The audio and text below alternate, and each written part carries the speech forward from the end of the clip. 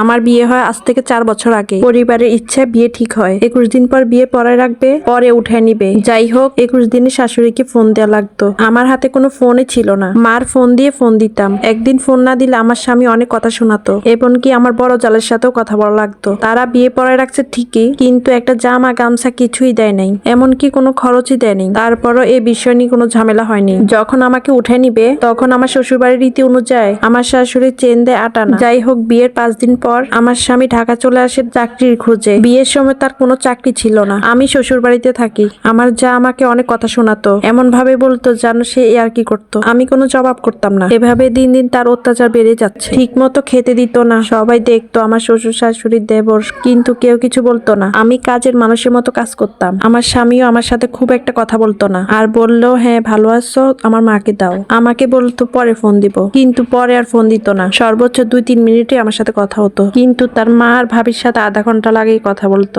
আর আমি যদি জিজ্ঞেস করতাম ভাবির সাথে এত কিসের কথা বলো, ভাবির সাথে এত সময় নিয়ে কথা বলতে পারো, কিন্তু আমাকে সময় দিতে পারো না, এটা বলাতে আমার যা আমার সাথে আরো অত্যাচার বাড়িয়ে দেয়। গায়ে হাত তুলে বাবার বাড়িতে বললে মানাই নাও। আমার জন্য মেয়েদের গোপন জিনিস কিনলেও আমার স্বামী আমার জায়ের জন্য কিনতো। কি লজ্জাজনক। চিন্তা করেন, আমার ভাসুরে ইনকাম করে, সে বাড়িতেই থাকে, তারপরও আমার স্বামী তার গোপন জিনিস এনে দিত। আমার স্বামী বাড়িতে আসলেও তার সাথে শারীরিক সম্পর্ক ছাড়া আর কিছুই নেই। এভাবে আর কত মেনে নিব। বিয়ের 1 বছর পার হয়ে গেছে। মেনে নিতে নিতে বিয়ের পরও ঠিক মতো কাপড় চোপড় দিত না। বাপের বাড়ি থেকে কাপড় এনে পড়তাম, অথচ আমার স্বামী জায়ের জন্য ঠিকই কিনতো। একদিন দুইজনকে হাতে নাতে ধরলাম, দুইজন হেসে গল্প করছে। আমাকে দেখে দুইজন চোরের মতো চলে গেল। আমার তখনই সন্দেহ হয়, কারণ হাসাহাসি করতেই পারে, কিন্তু আমাকে দেখে পালানোর কি আছে। আমি অভিমান করে বাড়ি চলে আসি। আমার স্বামীও 2 দিন পরে ঢাকা চলে যায়। আমাকে আর নিতেও আসেনি। 1 মাস 4 দিন থাকি বাপের বাড়িতে। এরপর খবর আসে আমার যা 1 মাসে প্রেগনেন্ট। আমাকে চলে আসতে বলে, তার দেখাশোনা করতে হবে। আমার স্বামীকে বলে আমি যেতে পারবো না। তখন আমার স্বামী আমাকে অনেক কথা শোনায়, বলে এত খুশির খবর, তুমি আসবে না, আমার মা অসুস্থ, সবাইকে দেখার কে আছে। তখন বলি আমাকে এসে নিয়ে যেতে হবে। তারপরের দিন সে আমাকে নিতে চলে আসে। আর 5 দিন আগে থেকে আমার জ্বর। তারপরও শরীর খারাপ দেখে কিছু বললাম না। সে একবারও জিজ্ঞেস করলো না তোমার জ্বর কমছে কিনা। তারপরও আমি কিছুই বলিনি তাকে। আমার জাল ডাক্তারের কাছে গেছে,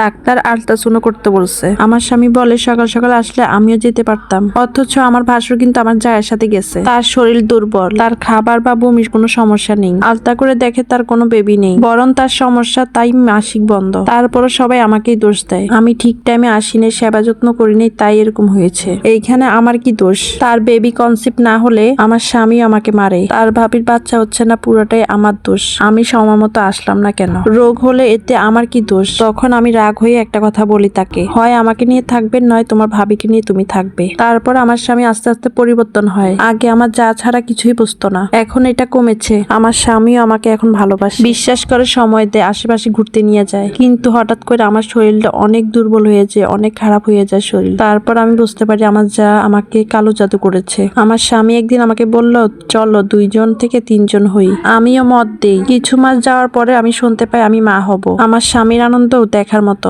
ডাক্তার দেখায় আমার স্বামী। আমার প্রত্যেক কাজে আমাকে সাহায্য করত। রাতে স্বপ্ন দেখি একটা কালো ছায়া আমার সন্তানকে মেরে ফেলছে। বাড়িতে জানাই আমি মা হব, আবার এমন স্বপ্ন দেখেছি। আমার শাশুড়ি তখন বলে শয়তানের ধোঁকা। আমার মা হুজুর দিয়ে গা বন্ধ করে দেয়। কয়েক মাস যাওয়ার পরে আমার পেট ফুলে যায়, চারপাশে শুধু ছায়া দেখতে পাই। ডাক্তারের কাছে যাই, ডাক্তার কোনো কারণ পায় না। পেট ফোলা পেট দেখে মনে হয় 8 মাসের পেট। আমি আলতা করে দেখি যে আমার বেবি লড়ছে, হার্টবিট আছে। তার কিছুদিন পরে মারা গেছে। আমি এটা বুঝতেই পারিনি। আমার যা আমার জিন দ্বারাই বাচ্চাটাকে নষ্ট করেছে। এটা একটা আপুর লাইফ স্টোরি। সবাই ভালো থাকবেন। আল্লাহ হাফেজ।